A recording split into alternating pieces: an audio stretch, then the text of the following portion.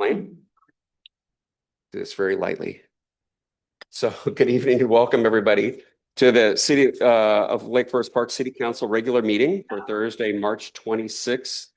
I'd like to call this meeting to order. We have a little background noise from somebody online. Make sure you're muted, please.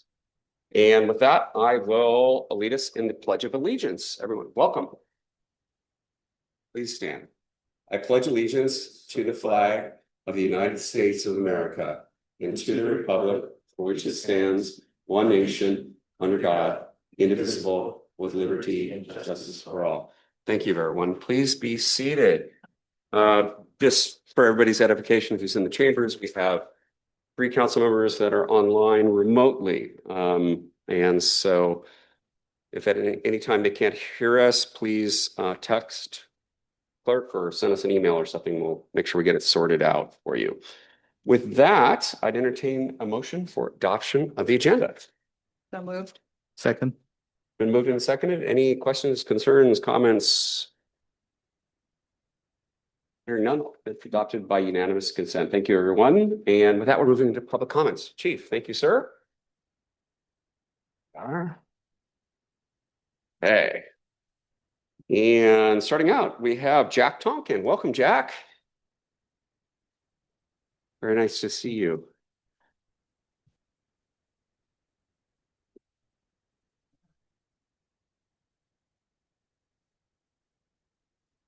Doesn't sound, push the bottom. Is there a button? There's the button on the bottom of the microphone. On the bottom. There it goes. Oh, There we go. Yeah, you're We on. hear you. Now you're on. it's a bar now, a button. I'm easily fooled. I just would like to follow up on a memo that I sent about the waterfront park. Because I just think it makes sense because of a number of issues to consider using a shuttle to get folks in and out of that park. The park in itself is pretty small, 2 acres. And there's really never been any parking. I don't know how you could ever really create adequate parking. And I'm sure you're going to run into more than you think downstream. So the other aspect of the park is that because it is small, I would encourage you to drop the idea of putting the building together in such a way that it accommodates meetings. There's lots of places that you can go and hold or have meetings for Boy Scouts or whomever want to have them. I mean, in fact, you're sitting in one. You're not using it all the time. And there's lots of places within the town center that have vacancies and could accommodate that kind of thing without your having to address it and expense it.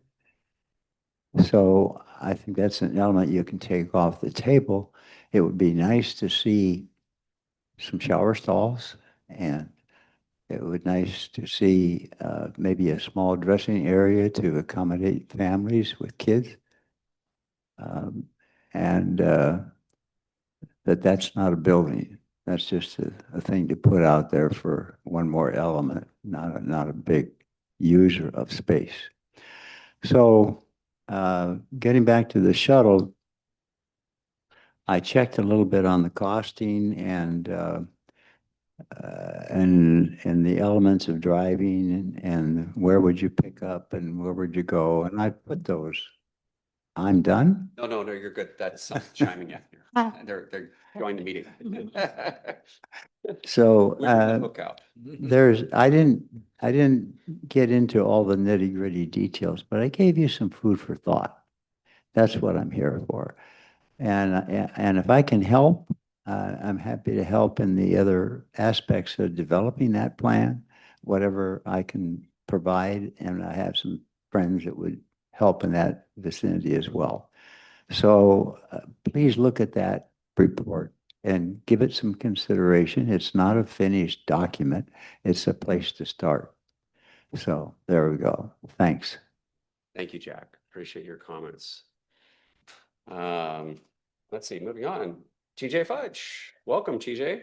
Good to see you as well. All right, thank you. All right, so my name is TJ Fudge and I live on Beach Drive. I'm here in support of the ideas that Jack just has presented. And these are really the first innovative ideas I've heard for the waterfront park. So I've attended many of the consultants' open houses and been routinely disappointed by their lack of understanding of Lake Forest Park. It actually brings me right back to the nearly 6 years that I served on the Planning Commission and the fiasco with the town center consultant. This consultant seems more intent on racking up additional fees during a legal fight than providing waterfront access to Lake Forest Park residents. Mr. Tonkin expresses an idea that follows the mantra I've always followed as a planning commissioner: get the most benefit for the least impact. Parking is a significant challenge for the constrained waterfront park site. The idea of a shuttle bus addresses both environmental considerations, neighborhood concerns, and ongoing costs. It is out-of-the-box thinking that a consultant will never conceive of, but is likely the type of thinking that results in a waterfront park that not only gets built, but stays accessible. In the spirit of out-of-the-box thinking, I want to also just suggest the city focus on dredging. The #1 impediment to salmon in Lion Creek is the desolate expanse of shallow sediment at the mouth of Lion Creek. This is a direct result of the man-made modifications to the ecosystem and can be remedied with dredging and limiting sediment accumulation. Further in this spirit, sedimentation is also the #1 limitation to in-water recreation at both the potential future waterfront park and the Civic Club. As a professor in the College of the Environment at UW, I seek to identify win-wins for the environment and recreation. Dredging is a perfect example of something that serves both when too often one conflicts with the other. So thank you for your attention, and I apologize I will not be able to stay longer. I am solo parenting tonight, had some help with taking care of one of my children tonight, but I need to get them to a shoreline lacrosse game in a little bit. So thank you. Thank you, TJ. Appreciate your comments very much. Okay, is there anyone else in council chambers that would like to make public comments? Only have one additional guest. Public comment? No? Okay, I just want to check. With that, we're not taking online public comment, so we will close public comment. Thank you, everybody, for your thoughtful remarks. Appreciate that. Moving on, we're going to begin with our end of 2025 legislative session report. I believe we have Shelley Helder joining us from Olympia. Welcome, Shelley. How are you? Hello, I am well, thank you.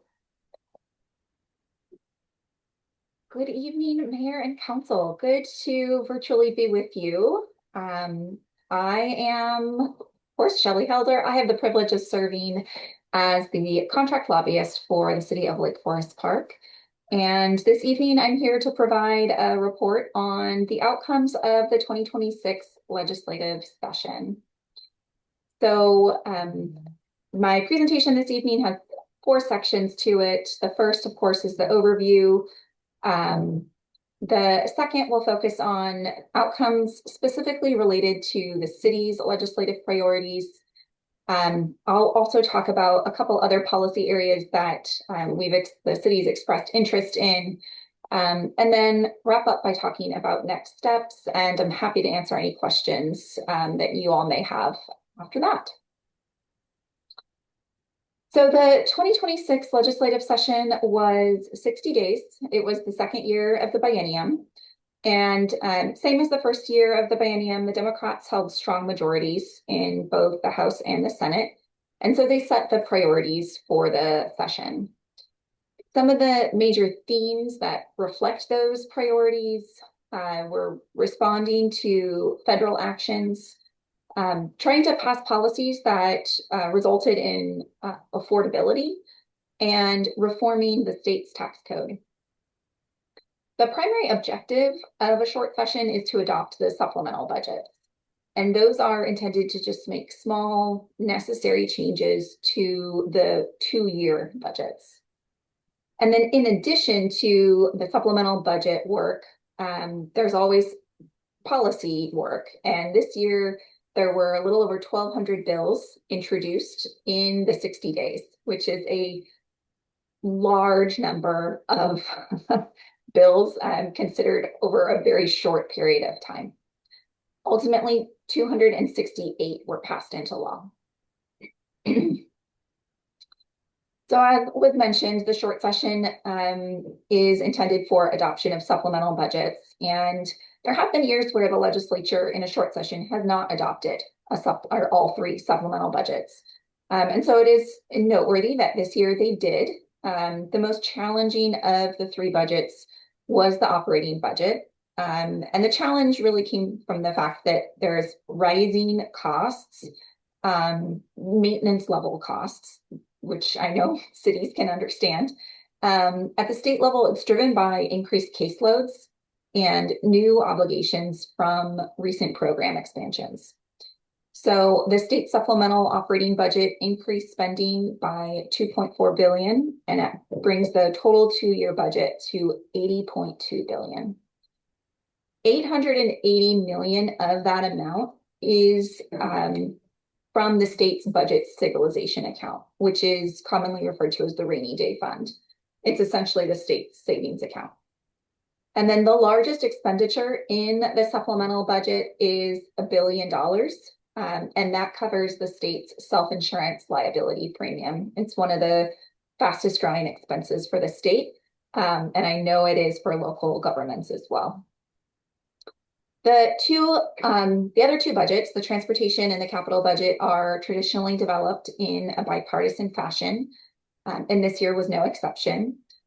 The supplemental transportation budget adds $1.2 billion in additional spending authority. And the focus of the transportation budget has really more emphasis than ever on maintenance and preservation of the state's highway system. And so I'll get to that more in a minute, but I think it's noteworthy that they did not fund new projects. They bonded in order to provide capacity to invest more in maintenance and preservation. The final budget is the supplemental, and that authorized additional $889 million in new spending. So the first priority for the city of Lake Forest Park was Lakefront Park. And since I've been working with the city, city has developed a biennial legislative agenda, which sets the priorities for the 2-year cycle. And again, this was the 2nd year of the biennium. City was successful in receiving a $1 million award in the 1st year of the biennium. So in the short session, our focus was on expressing gratitude for that legislative investment, as well as highlighting how successful the city has been in leveraging the state's investment and cobbling together additional resources to demonstrate that there's a lot of groups that have committed to making the Lakefront Park project a success. And what that does is that demonstrates to the legislature that the city and the project are a worthy investment. And as the project advances into future phases, that does a really good job of setting the city up for future capital budget requests for a future phase. Moving on to State Route 104, the city requested state investment in maintenance of State Route 104. And this has been something we've been working on for a few years. The complete street standards that the state has in statute, that threshold triggers over $15 million worth of upgrades to the state route. Of course, we would welcome those improvements to make the corridor more pedestrian and bicycle friendly. But the reality is the state doesn't have the resources to make that level of investment. And so what ends up happening is that becomes a barrier to the maintenance needs. And if this has been something that we've talked with the first district legislators about, and this session, we took advantage of a public hearing on a bill that was looking to expand complete streets principles and kind of shared that this is an impediment. And it got a lot of interest. And so also through conversations that city council members had when they did their Hill Day, there's growing interest in trying to figure out a way to address this problem. And so I think it's evident there needs to be improved communication and coordination with WashDOT, and the first district legislators have committed to helping the city over the interim in that coordination. So there's not a financial outcome from this short session, but there is a clear next step and something that we'll be working on over the interim months. We continued to talk about the city's financial challenges and specifically requested support from the state to help address these. In this short session, there were no additional resources distributed, specifically distributed to cities in response to this, and no demands or no relief from the financial demands placed on cities. There was some additional flexibility that was provided for existing fiscal tools, specifically some regarding affordable housing. In spite of the challenging budget year, the state did retain most, not all, but most of the state shared revenues. There was a reduction of $5 million from the cannabis revenue sharing that's distributed to cities and counties. So there was a small amount of reduction in state shared revenues. And then the legislation that authorizes the millionaire's tax includes the elimination of sales tax on select products, which will result in a decline in local sales tax if the legislation is upheld. Obviously, that impact is different depending on your city and how much sales tax revenue you generate across the board, but there will be an impact. The legislation acknowledged that, and it called that out in the intent section. And then in the 4-year budget outlook that the legislature just adopted, there's $200 million allocated to what's referred to as the local government fiscal health. And essentially what that is $200 million would be in the budget in 2 years. Again, if the legislation is upheld, and that would be distributed to cities, counties, and transit agencies, all of which have sales tax authority and would see a decrease in sales tax if this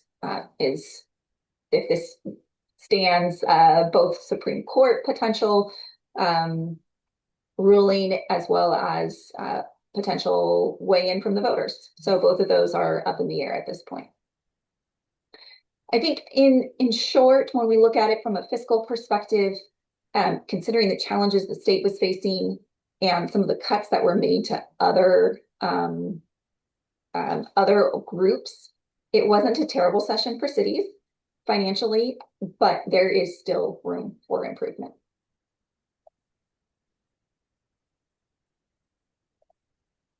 So the supplemental capital budget included $123 million for the Housing Trust Fund. That is in addition to over $600 million that was dedicated to the fund in the biennial budget. And that Housing Trust Fund is the state's primary way of investing in and prompting the development of affordable housing. There was no new funding allocated to fish culverts, and that was intentional. It's not because it's not a priority. It's because the state's currently in mediation with the tribes that brought the lawsuit, which led to the injunction. And the injunction says that the state must open up 90% of state-owned culverts by 2030. And so the purpose of the mediation is to reconcile the legally binding deadline of 2030 with the state's budget realities and recognizing that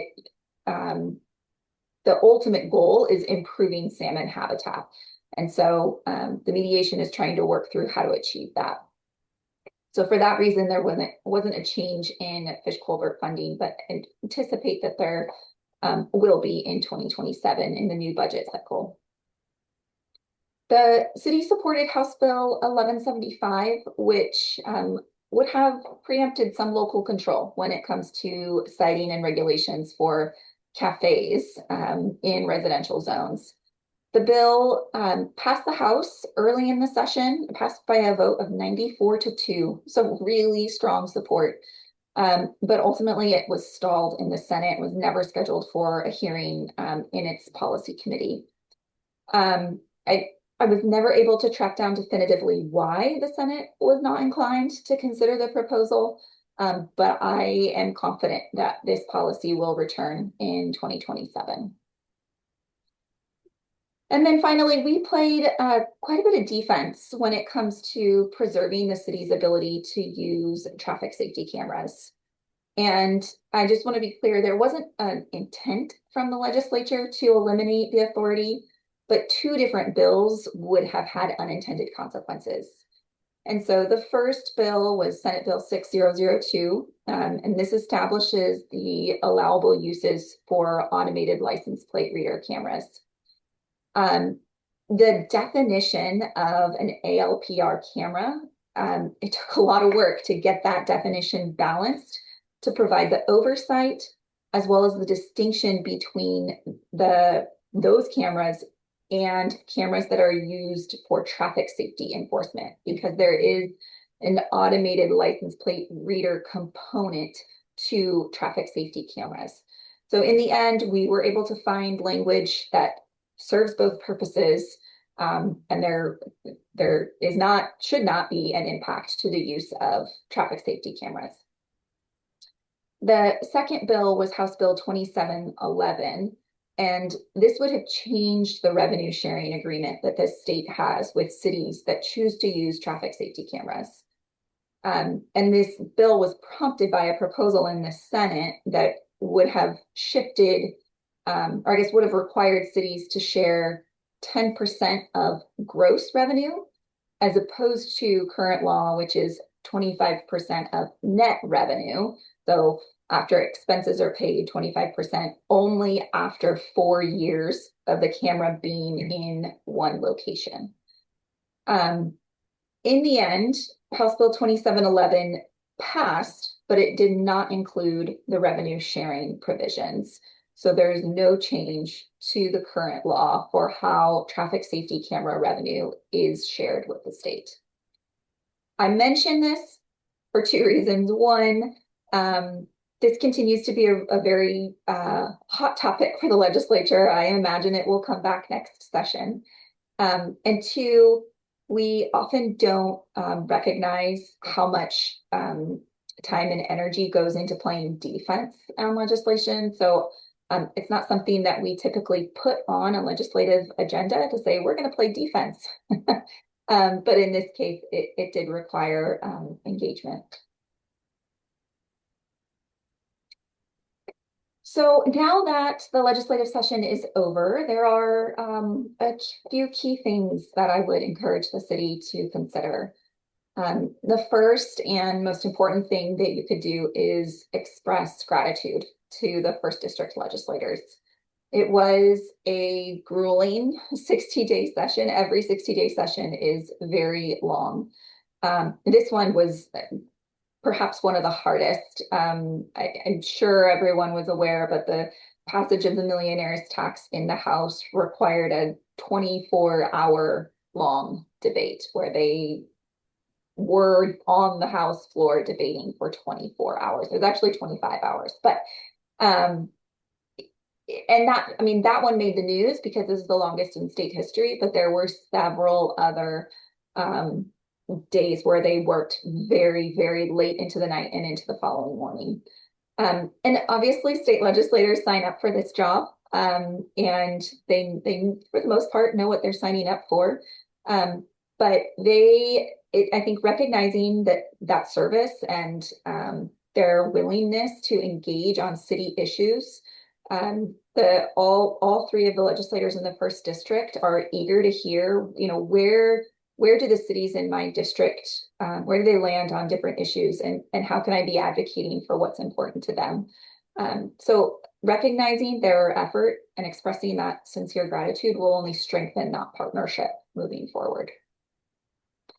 And then second, as a result of the legislature's work, there are policies that require city implementation.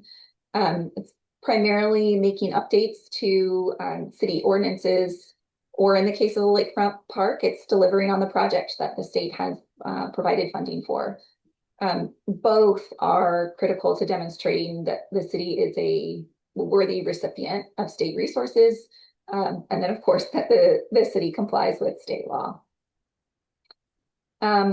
I mentioned earlier that to be successful with the SR 104 maintenance priority, we need to develop a plan and educate our legislators as we engage with WSDOT. So that's a key next step. And then as you are continuing your work as a city council, I just encourage you to identify the biggest struggles and then use those in educating lawmakers on those topics. I think for the last several years, it's been the city's financial struggles, and it could likely continue to be that. And so the more that we can talk to legislators about the challenges the city is facing, the more equipped they will be in helping develop solutions and then advocating for those during the next legislative session. Speaking of which, it begins January 11th, 2027, which will be here before we know it. And the success during the legislative session is directly correlated to the work that's done during the interim months. So I just can't emphasize enough the importance of the work during the off season, if I can call it that. Before I close, I do want to mention that I am part of a team. I get to see you all, and you're the face that, or I'm the face that you often see, but I would not be able to be successful on your behalf without support from my colleague, Holly Sanabria. I wanted to include her name and contact information here because when I go on vacation, I want you all to be able to have someone to reach out to if anything time sensitive comes up. So that is her contact information. And with that, I am able and willing to answer any question. Thank you, Ms. Helder. We really appreciate all the work you do for us. Vice Chair Goldman and Councilmember Muhlenberg and I had a very productive visit with you and our legislative delegation. So it was early in February, and very positive discussions. We really appreciate all you do for our community. Colleagues, friends, what do you got for questions? Councilmember Riddle. Thank you so much, Shelley. Could you think on some recommendations for us during the quote unquote off season and how best to interact with our representatives during that time? It's not something we've taken full advantage of consistently. So if you could just provide us some feedback, not now, but just in general, so that we can be prepared and prepare for those kinds of interactions with our reps. Great. Yeah. Maybe we could stop sharing just for a second. Oh, But yeah, if you don't mind. Yeah, thank you. Be a little bit easier to see everybody. There we go. Thank you. okay. All right. I don't know what I did, but glad it worked. You bet. Apologies. Didn't mean to interrupt your Nope, that was the extent of my comment. Thank you. Deputy Mayor Fortuny. Yeah, thank you, Mr. Mayor. And thank you, Ms. Elder, for a wonderful job of advocating for us. It was through your efforts that I was able to testify before that Senate committee. And as a consequence, we actually had a meeting set up with WSDOT, which you'll hear about later. Yeah. And yeah, it was a productive meeting, and I don't think it would have happened without us making a little bit of noise. So thank you. Yeah. Colleagues, other questions for Ms. Elder? We'll look to our friends online. Councilmember Saunders or Councilmember Muhlenberg? I'm getting a thumbs up from, thumbs up from everybody. Shelley, thank you so much for all you do for us. Really deeply appreciate that. I know you've met with other council members down in Olympia as well, and we continue to look forward to a very productive relationship and appreciate your efforts on our behalf. My pleasure. Thank you for the time this evening. Have a great evening. Thanks Yeah. again. Take care. Okay. With that, we're moving on to recognizing March 29th, 2026 as Education and Sharing Day. A big shout out to our friends from out there in the community that have requested us to bring this to the community. This is our second or third year, I think now. So Deputy Refertani. Yes, it's a pleasure. Education and Sharing Day. Whereas a quality education is one of the significant foundations for the continuing success of our state, country, and society at large. In the city of Lake Forest Park, we strive for the betterment of all our people through an increased focus on education and sharing, and whereas through providing the possibility for an excellent education for all, especially children, we can hope for a brighter, kinder, and more united and prosperous future in the lives of so many. And whereas one of the leading global advocates of the advancement of education, the Lubavitcher Rebbe, Rabbi Menachem Mendel Schneerson, dedicated his life to promoting education and stressed the importance of moral and ethical education as the bedrock of humanity and the hallmark of a healthy society. And whereas, in recognition of the Rebbe's outstanding and lasting contributions towards improvements in education, morality, and acts of charity, he was awarded the National Scroll of Honor and the Congressional Gold Medal. The United States Congress has established his birthday, the 11th day of the month of Nisan, as a national day to raise awareness and strengthen the education of our children. And whereas March 29th, 2026 will mark 124 years since the Rebbe's birth and date, and the date will be celebrated around the nation and the globe in tribute to the Rebbe's vision, guidance, and leadership. And whereas for more than 40 years, the President of the United States has recognized the Rebbe's contributions by proclaiming Education and Sharing Day USA. Now, therefore, the Mayor and City Council of the City of Lake Forest Park do hereby proclaim March 27th, 2026 as Education and Sharing Day and call upon all residents to reach out to the young people in our community, support the education of our youth, and work to create a better, brighter, and more hopeful future for all. Thank you, Deputy Mayor. And I know Rabbi Davidoff wanted to be with us tonight as well as his friends, but unfortunately could not. We're moving on to recognizing April 2026 as Sexual Assault Awareness Month. Whereas sexual assault is pervasive, every 68 seconds, someone is sexually assaulted in the United States. And whereas sexual violence impacts everyone, anyone can be a victim of sexual violence, and people who commit sexual abuse, assault, and harassment exist in all of our communities. This underscores why it is important for all of us to care about sexual violence and to take steps to promote the safety and well-being of others. And whereas Black, Indigenous, and other people of color, people living in poverty, LGBTQ, BTQ people, people, elders, too many commas here, people with disabilities, and others who have historically been oppressed are disproportionately affected by sexual violence in significant and complex ways. Whereas sexual assault is among the most underreported crimes for many reasons, but survivors who are already most marginalized face additional barriers to reporting, such as language, immigration status, or disability.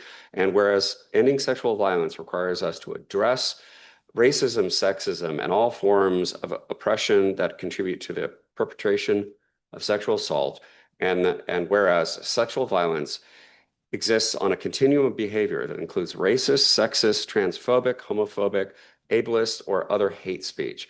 This ranges from rape jokes to verbal harassment to physical assaults.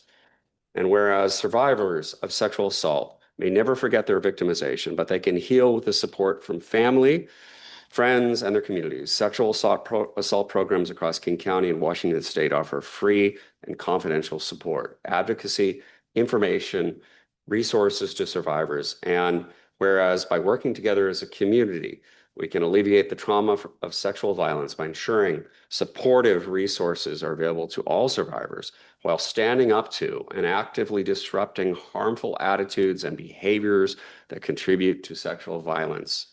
Now, therefore, the mayor and the City of Lake Forest Park Council, City Council of the City of Lake Forest Park do hereby proclaim April 2026 as Sexual Assault Awareness Month, joining advocates and communities throughout King County in taking action to prevent sexual violence by standing with survivors. Together, we can commit to a safer future for all children, young adults, adult young people, adults, and families in our community. Sign this date, is 26th day of March 2026. Very important. Mayor, may I have a follow-on comment? Please. And I think one thing that people maybe don't recognize is how many young girls experience something before they're 11. And to them, they may not know what it is. They couldn't put words to it. So much is underreported. And so much is a joke or nothing. And I think we just need to remember that you see something, say something about it, step in. It is a community driven solution. We need to say that's wrong. Because just so many women all know when's the first time that they were approached, and it was when they were girls. Thank you, Councilmember. Very apropos, and it is important. If you see something, say something. You have a duty to intervene and make sure that it's reported. It's an obligation. Councilmember Good. And to add on to that, it was interesting that this week they found that Meta was held liable for brainwashing kids. So I think that's where a lot of this starts. A lot of the games, the challenges, the let's flash somebody with something. So I think there will be a windfall of responsibility coming. And hopefully that will help stop this. Thank you, Councilmember Good. Okay, moving on to the consent calendar. I'd entertain a motion for adoption. So moved. Second. It's been moved and seconded to adopt the consent calendar. Any comments, questions, concerned? I will go ahead and call the vote. Why not? All those in favor signify by saying aye. Aye. Any nays? I just want to hear some affirmatives. That's awesome. Thank you, everybody. And we're moving on to, and just for the record, for those of you who are listening online, that was adoption of city expenditures for the period ending March 26, 2026, and the resolution 26-2065, accepting the 33rd Avenue Northeast emergency road repair project. Thank you, Public Works and Engineering, on getting that sorted out in the least painful way possible. Do appreciate that. Ordinance is a resolution for action. We're moving on to resolution 26-2066, amending the Lake Forest Park governance manual. And I believe you're taking the lead on this, or Councilmember Riddle? No, Councilmember Riddle. I'm sorry, Councilmember Vice Chair Goldman. I apologize. Y'all are born leaders. I'm looking around. I can just throw a stone and hit one of the leaders here. So please, Councilmember Goldman. Yes, yeah, happy to bring the revised governance manual for adoption tonight. Thanks to council members Good and Riddle. They and I formed a subcommittee to look over this. We brought it to the council, I think 2 previous times at the committee of the whole meetings. We reached pretty good consensus after our last meeting. There were only a couple of items. We went to our city attorney to get some advice on sections 3.7, 3.8, and then the introduction to Article 4. Conveniently enough, they were all consecutive. If you're looking on in the council packet, it's pages 119 and 120 and 121. That's the non-redlined version. Basically just getting at the sense of what the council wanted from our previous meeting, but just cleaning up the language. In particular for the introduction to Article 4, adding the phrase in an advisory capacity. I think that was really what was missing to distinguish between when a committee like the Budget and Finance Committee, which can take formal action, versus the ad hoc governance manual committee, which was just bringing in advice to the full council. So just cleaning up that language. Otherwise, everything else is as we talked about it at the previous COW. Happy to take any questions people have about the revised governance manual. Deputy Mayor Fortani. Thank you. And I really want to express my appreciation to the subcommittee who looked at this. I know that we periodically have to revise the governance manual, and it's not the most exciting work in the world, but it's necessary because it does give future councils ideas on why we decided to do certain things in certain ways. And these policies change over time. It's a living document, but it doesn't mean that we can't put our little stamp on it and say, yeah, we thought this was important at the time we did it. I also really want to commend you on the proper use of the verb to comprise. So thank you very much for that part. Thank you, Deputy Mayor. And if I chair's privilege, I'd like to speak to this since I was part of the original governance manual. I'm thinking budget in the back of my mind here. And to your point, Deputy Mayor, this is a living, breathing document. I think we're at the 6th, 7th iteration now.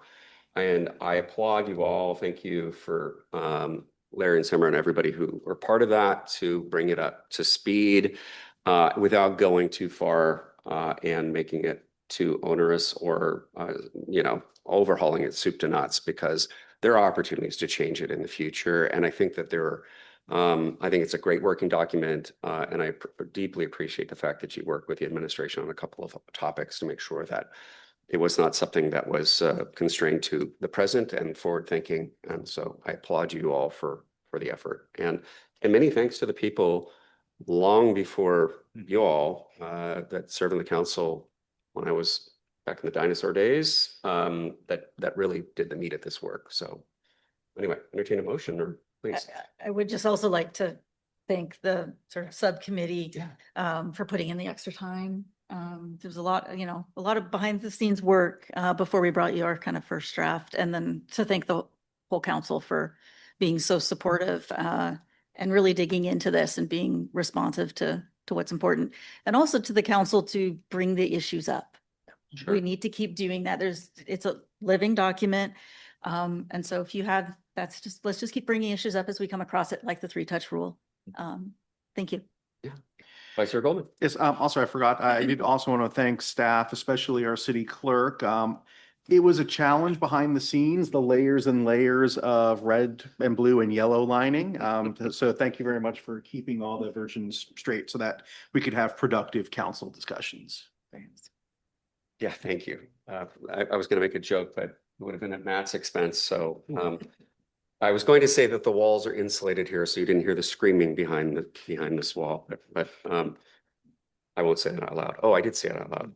Anyway, no, really, it's a great working document. And I think too, I would urge the council to think about maybe every 2 years, sort of aggregating things and having a sort of a cycle and just putting that part of it. And when I was thinking about that, I realized you were almost done with your work, and that would just add to the workload. So for next iteration, consider that cycle. I'd entertain a motion for adoption. Oh, I'm sorry. Oh, I was just going to say, I love rules.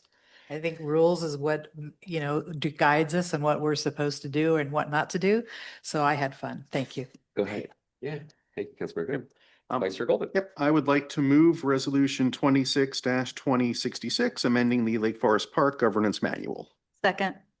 Move in second to adopt resolution 2066, amending the Lake Forest Park Governance Manual. Any further comments, questions? Hearing none, all those in favor of adoption, please signify by saying aye. Hi. Aye. Any nays? Guys have it. It passes unanimously. I appreciate that, everybody. That's great. Boy, you guys are moving ahead really fast here today. Moving on to item 10. Are there any other items of business that are germane to our conversation tonight? Council committees / council member reports. These are kind of morphing together. So council committee reports. Deputy Mayor Fertani, want to? Sure. Yeah. All right, thank you. So I just have one thing to report. We had a meeting this afternoon, in fact, that involved WSDOT, the Washington State Department of Transportation. The reason why did they approach us? I think they approached us. They did. Yes. And was some of the testimony I had personally made to a Senate committee considering a Senate bill. no, House bill. And the point was that basically the bill involved uh, essentially mandating certain things that would cause certain projects of ours to exceed a threshold amount that would trigger what's called the complete streets requirement. Complete streets is a state policy that mandates certain safety issues with pedestrians, multimodal traffic. And we are all in favor of that. There's no question that we want to have pedestrian and multimodal safety, especially on our narrow streets. But the fact is that there's only so much resources the legislature allocates to the Department of Transportation to preserve our streets, that we were afraid that by triggering complete streets, our project would fall very low on the priority list. And so the meeting they called was because they wanted to really reassure us that that was not the case, which was great to hear from them. But there were some sticking points. You know, we broadened the conversation. We discussed, of course, the state of Highway 104, and many of you who are listening know about the fact that it really needs a paving job badly. And the signs that say rough road are not simply enough to basically address this issue. So they heard us loud and clear on that one, and they assured us that our project for repaving 104 was at the same priority it had been, regardless of whether complete streets was kicked in or not. That wasn't as reassuring to hear as you might expect, since it does mean that we're still probably a relatively low priority, but nevertheless, keep making noise, keep basically advocating for that road to be repaved.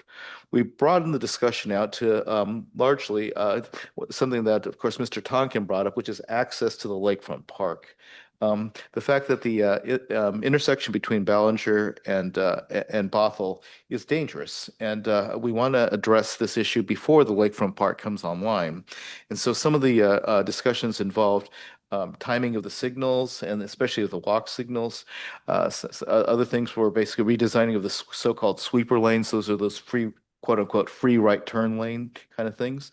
And also the fact that U-turns coming southbound on Bothell are very dangerous. You know, people often end up going on the Burke Gilman or basically into the Civic Club or whatever. And so the question is, could anything be done about that particular left turn lane? So that was a great thing to hear too.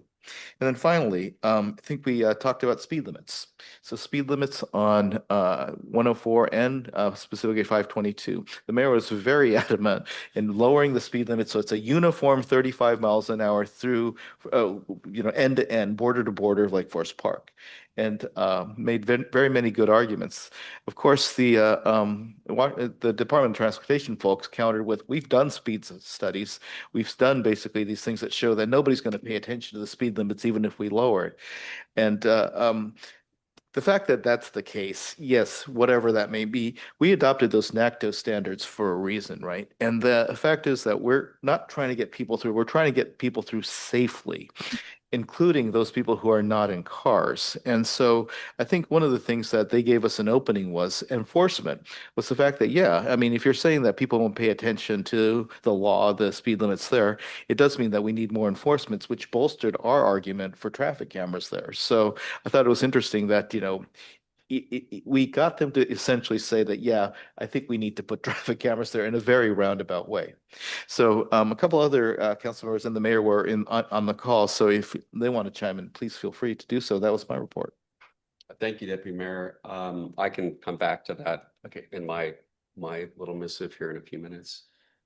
Councilmember Goldman, Vice Chair. Yes, the King County Regional Transit Committee met last week. One topic, King County Metro has a public-facing dashboard on all the bus routes, both Metro and Sound Transit routes, which includes information that's useful to the public, things like how often the bus is on time or late, how crowded it is. And so just they're looking to publicize that to the public. Also, we heard an update, and I think Deputy Mayor Fiorentani got this at the SCA PIC meeting about what King County might be doing, or technically the King County Transportation Benefit District. The conventional wisdom is they are very likely not going to be running a ballot measure. However, they do have a councilmanic 0.1% sales tax authority, and it is likely the majority of that money would go towards unincorporated King County roads. The position of Sound Cities Association is they would like to see some sort of revenue sharing. I think SCA is asking for roughly 25% to go to cities to support their roads, and the remaining 75% to go to unincorporated King County. Time will tell what the Transportation Benefit District does. It's a bit of a distinction without a difference that technically the TBD is independent from King County. However, the 9 people in charge of the TBD are the 9 King County council members. So, That's our TBD as well. and then lastly, Deputy Mayor 2 weeks ago announced that I had been promoted from an alternate to a regular member of the RTC. I was then demoted back to an alternate. Apparently there was a miscommunication. Oh, And I was not meant to be the one promoted. It was meant to be a council member from East King County. oh. So thank you for getting my hopes up there. But yeah, those are my updates. Thank you, Vice Chair Goldman. Colleagues, any other council committee reports? Before I go on, just quickly, I'll just thank you, Deputy Mayor, for teeing up our conversation with WashDOT today. And I apologize to those who were on the call. I was a little strident in my frustration about what's going on with 104. And I found also their arguments about speed limits completely circular. So that's okay. We do appreciate their willingness to reach out and have a conversation. I do believe we're going to get some productivity on some improvements, the crossings at 170th and also Ballinger Way and the Burke. There's some light signal issues there that I've been trying to get changed for over a decade. I think they're going to fix that. And the sweeper lanes, as Deputy Mayor Furtani mentioned, are very dangerous, particularly the one here right by City Hall. And so we'll just continue to work with them. Historically, that particular intersection was something that was changed by several mayors ago. Mayor Dave, who very graciously, very staunchly advocated for putting the stop sign there because of concerns about people coming to City Hall, and applaud him for doing that. So it still needs improvement. We'll get there. There's a lot of other things going on, and again, we really look forward to working with WashDOT. It was wonderful for them to come to the table. We have a good dialogue going. Let's see some results. We're engaged and we're willing to help in any way we possibly can. So one other thing that was not mentioned by the Deputy Mayor, I did say that if 104 is degraded, why is the speed limit so high? I mean, we've asked for this. It makes no sense. It absolutely is ridiculous. So you don't want your road to continue to degrade, slow the speeds down and help save people's lives at the same time. So again, I know there's some people in this community that a very small group that believe they should be able to go as fast as they want, but the vast majority of the speeders are from outside of our cities, And on that topic, City of Shoreline is considering traffic cameras in school zones, and we were in a recent article, we're cited as a success story. So that is something that has not just happened with Shoreline, but regionally, people are taking notice of what we've done. You all have been so supportive, and previous council members so supportive of pedestrian safety, NACDO city guidelines, getting speed limits lowered, approving the traffic cameras, continuing to make sure that we're investing in pedestrian and multimodal safety. And we're going to have some big progress coming up here in the spring on that regard. I have a meeting with the county executive next week, a joint meeting with Bothell, Kenmore, and Woodinville. I'm very much looking forward to that. I think that his team and he are doing a really great job of kind of changing the paradigm at the county and looking at different opportunities to make things much more efficient and much more inclusive. And so I'm very much looking forward to that meeting next week, as well as seeing our friends from Bothell, Woodinville, and Kenmore. Light rail openings on Saturday, the Cross Lake link. Administrator Hill and I are going to go ride some trains tomorrow. That'll be pretty fun. Okay, I'm going to have a trivia question for you. I'm going to throw this to you. How many units of affordable housing do we have in Lake Forest Park? I should know that number, but I don't. Well, I was a shame that I didn't know that number and I had to look it up, but we have 105. And per capita, we're actually beating some of our neighboring cities with the exception of Shoreline. Shoreline is really doing a fantastic job, but I just wanted to throw that baseline number out there for you to noodle on and do a little thinking about when we talk about what we can do for our part. So are they all concentrated at Woodland North?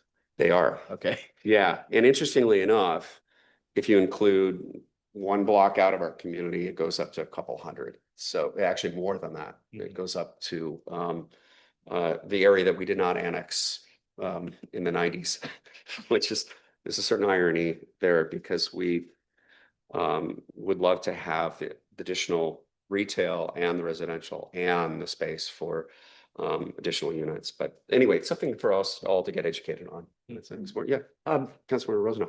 My brain is running at slower speeds than normal. So you're talking about WashDOT. There's been some discussion of the culvert work and the timing of that. It is clarity on when it was supposed to be starting, but they have been very slow, aka non-responsive about concerns that we've indicated to them about permits. And so yes, it's sort of a stutter start. I hope it happens really soon because we have other fish in the pan right now. That's probably a bad analogy, but no, it's a good analogy. There's going to be fish in that median little pond they've got there. There you go. Yeah, they're going to be. Yeah, there's a lot of environmental challenges to the ongoing construction. So. But there's not a date certain at this point. I would expect, and I don't want to speak out of turn, but I would expect, and none of us we don't have a crystal ball, but in the coming weeks. So it's got to happen because it has to be finished before we get. And for the public that's watching, yeah, road closures are is that right? Am I overnight?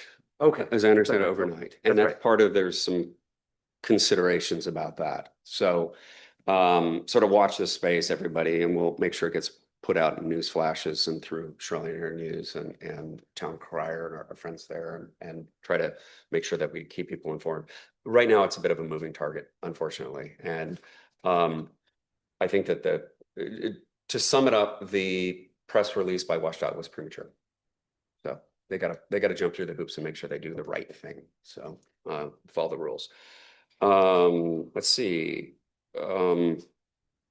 Yeah, I had an SCA board meeting, Sound Cities Association board meeting last week in Bellevue City Hall. I have to tell you, Sound Cities, I mean, if you all get a chance to watch the pick, particularly, I understand there's been really robust conversations recently, to the point where Councilmember Muhlenberg, they're looking for a parliamentarian. Just he's waving off. But it's a good group, and it was as I understand it, it was a very productive conversation. Excuse me. It's just lots of passion and energy, and so they need a little bit more structure. So Matt, think about that. You know, you can have a side gig there, my friend. And anyway, a long time. The SCA board meeting was really great discussion, and half of the people are new, including myself. Really positive conversations about working with the county and with the state and making sure the cities have a voice, as always with Sound Cities Association. You know, 1 million people, one voice. That's, you know, it's as a reminder, City of Seattle is their voice, and Sound Cities is another voice that represents the other 1 million people in this county. And you guys know me, and I always like to talk about my animals. So there were deer in front of Brookside Elementary School this morning, and you know what the cool part about it was? There was no honking. It was rush hour malaise. Everybody from, I mean, you could have heard a pin drop with the traffic going through there, watching these deer scamper through right there by McAleer Creek. So anyway, that's my short message, Administrator Hill. It was actually long, but his will be longer, right, Phil? No, I will keep it short. And I have no animal stories for you tonight. I apologize. You will find in your inbox when you get home and your Lake Forest Park inbox, the updated spreadsheet from tonight based off of expenditures. So you can tinker around with that. And then the only other item I had is that Deputy Mayor Furtani, looking at the city administrator's report, was reflecting on the small amounts that you see under opioid allocations from Walgreens year 4 and Kroger year 3. I just want to point you, if you want to take a look at the adopted budget, we anticipate about $30,000 in overall revenue over the biennium. Previous biennium, we had more than double that because some of those entities decided to pay some years in advance. So anyway, just to give you a little, but we have probably 7 or 8 different companies that are paying into that to the city. There may be future settlements, but that's what we're looking at currently.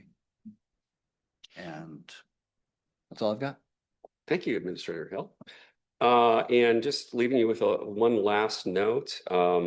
During these difficult times, we have a lot going on in the world. Some very tragic things happening right now.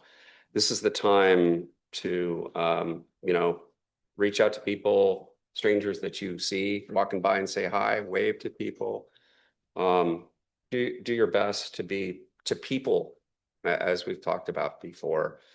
How do you people? What do you do as a verb? Deputy Mayor Furtani. And on that note, yeah, I wanted to express to the chief, your officers had some difficult situations that I saw in this CA report, and wanted to pass along, our encouragement and love to your officers so that they can get through all that. Yeah, and that community policing ethic is exceptional, and we thank the chief and his team he's built. Really, they do an outstanding job. They do. I mean, there's so many things that they do outside of their regular duties, helping people. It's extraordinary, and it's something that is really a model for everybody else. And so we do deeply appreciate that, Chief. And I might challenge you. I think that is part of their duties here. I think they recognize that when they join a police force like the one that we have here. So I think that they're doing what we all expect them to do, which is be amazing human beings and enforcing the law. Yeah, thank you, Councilmember. With that, everybody get out there and people as a verb. Appreciate all you do. And I don't know, we can stay in it for another hour. Do you want to? No, we're adjourned. Thank you, everybody. Good night.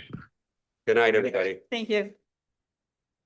Oh, yeah. Sure.